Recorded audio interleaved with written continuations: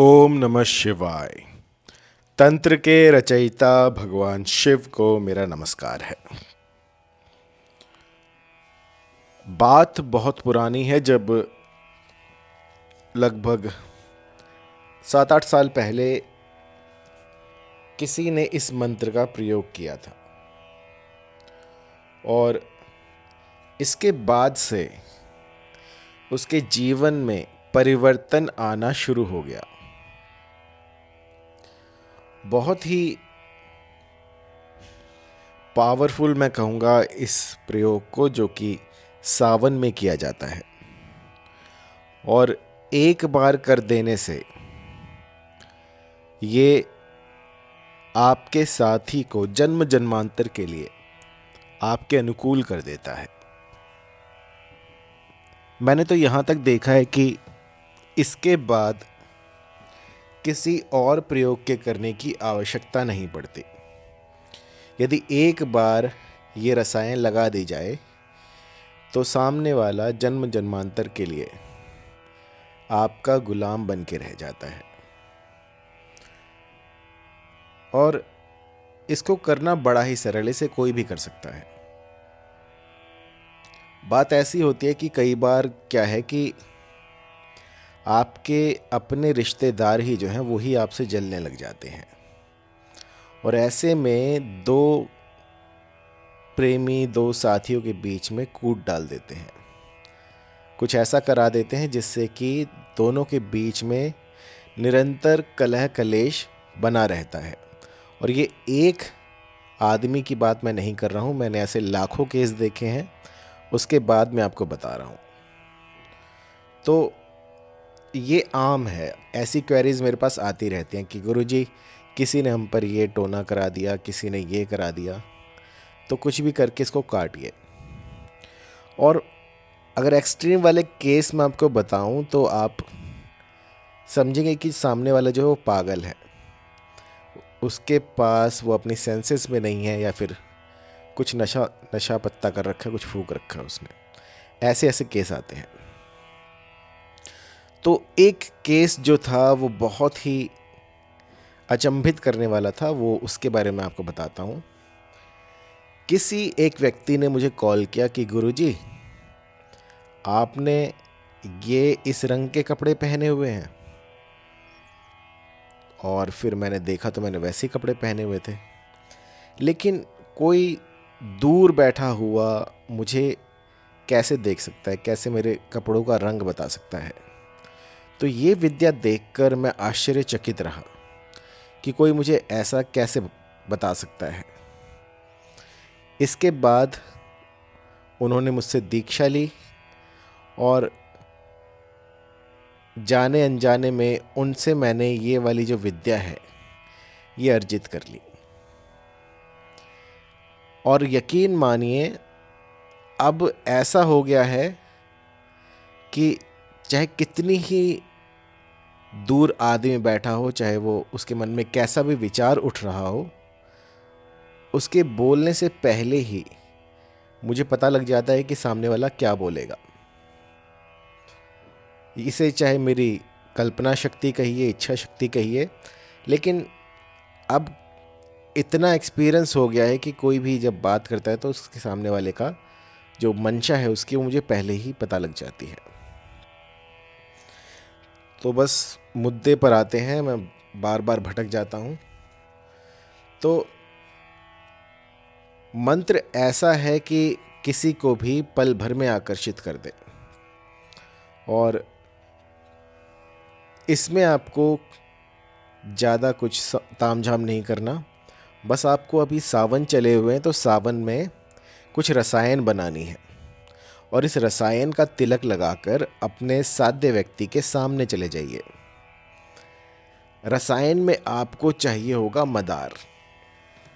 मदार के दो प्रकार होते हैं, जिसे हम आक कहते हैं, जिसके पत्तों में से अगर आप उसे तोड़े तो दूध निकलता है सफ़ेद रंग का। तो मदार का पेड़ आप ढूंढ लीजिए कहीं पर, उसके पत्ते पर आपको क्लीम लिखना है। क्लीम लिखकर जो भी आपकी कामना हो वो उस पत्ते पर आप कह दीजिए और इसके बाद अम्रबेल से उसको लपेट दीजिए। जब ये क्रिया आप कर रहे हो तो आपके मन मस्तिष्क में क्लीम का जाप चल रहा हो। सिर्फ क्लीम का जाप ही है जो आपको किसी को आकर्षित करने में सहायता कर सकता है। सफ़ेद मदार का पौधा आपने ढूंढना है, पेड़ ढूंढना है और उसके एक पत्ते पर क्लीम लिख देना है। क्लीम लिखकर उस पत्ते को फोल्ड करना है और बाहर बाहर से अम्रबेल से आपको उसको बंद कर देना है। ऐसा करके आपको उस पत्ते को बहते हुए पानी में, नदी में बहाना है। कई बार मैंने ऐसा भी देखा है कि लोग किसी नाले में बहा देते हैं, फिर उनका काम नहीं होता। तो मैं बहता हुआ पानी इसलिए कह रहा हूँ कि आप जहाँ भी जाएं तो वो पानी जो है चलता होना चाहिए। रुके हुए पानी में कर दोगे तो ये प्रयोग काम नहीं करेगा। इस प्रयोग को कीजिएगा तो सामने वाला जो है वो आपसे वशीभूत हो जाएगा। बहुत ही सरल प्रयोग है, लेकिन कई मेरे साधक ऐसे भी होते हैं जिनके पास नदी नाले नहीं होते, तो उनके लिए मैं बताता हूँ। गोरोचन और अम्रबेल, इन दोनों को सम मात्रा में पीस लें और इसके बाद इसका तिलक लगाकर किसी भी साध्य व्यक्ति के पास जाएं तो वो वशीभूत हो जाता है। अब ऐसे वशीभूत होने लग गए तो सब किसी को भी वशीभूत कर ले। तो इसकी जो है एक टेक्निक है। इस तिलक को लगाकर आपको साध्य के सामने 7 बार जाना होता है। 7 बार जाइए और 8वें दिन ये तिलक मत लगाइएगा। तो जो आपने पेस्ट बनाया था गोरोचन का और इसका अम्रबेल का, ये इतना बनाएं कि 7 दिन आप आराम से लगा सकें। और इसके बाद जो है अपने साध्य के पास जाएं और चाहे एक बार ही देखें, लेकिन आपको अपना मुखमंडल उनको दिखाना है। ऐसा आप 7 दिन कीजिए। 8वें दिन आप भूल जाइए कि कोई क्रिया आपने की है। और मेरा यकीन मानिए, 1 हफ्ते के भीतर भीतर वो जो भी साध्य व्यक्ति होगा, चाहे स्त्री हो या पुरुष, वो बस आप ही के प्यार में डोलती फिरेगी। चाहे कितनी बड़ी रूपवती हो, चाहे कितनी बड़ी उसका पत्थर दिल क्यों ना हो, वो भी आपके प्यार में बावरी हो जाएगी। और ये प्रयोग रसायनों में आता है, ये 100% काम करता है। एक बार करके देखिए तो आपके काम बनेंगे ही बनेंगे। ऐसा नहीं है कि मैंने यहाँ पे कह दिया और वो चीज़ काम ना करे। ये जो रसायन होती हैं ये कभी विफल नहीं होती। मंत्र में कहीं त्रुटि हो सकती है, लेकिन रसायन में त्रुटि नहीं होती। यदि जिस भली प्रकार से मैं आपको बता रहा हूँ उसी प्रकार से आप इसका प्रयोग कर देते हैं तो सामने वाला जो है वो आपसे वशीभूत हो जाएगा। प्राचीन काल में इस तिलक को ऋषियों के लिए प्रयोग में लाया जाता था। जब कोई रूपवती चाहती थी कोई ऋषि उनसे प्रेम विवाह करे या फिर उनसे संबंध बनाए, उस समय पर जो ऋषि होते थे वो इतने हठी होते थे कि काम वासना से दूर दूर तक उनका कोई वास्ता नहीं होता था। ऐसे में उनको भ्रमित करके इस तरह से उनको अपनी ओर आकर्षित किया जाता था। तो सोचिए, जो चीज़ें ऋषियों को अपनी ओर आकर्षित कर लें, उनको अपने प्रेम जाल में बांध लें, वो चीज़ें आम इंसान के लिए कितनी पावरफुल होंगी। ये इतनी तीव्र होती है कि एक बार ये रसायन आपने कर दी किसी पे, तो जन्म जन्मांतर के लिए वो बस आप ही की माला जपता रहेगा।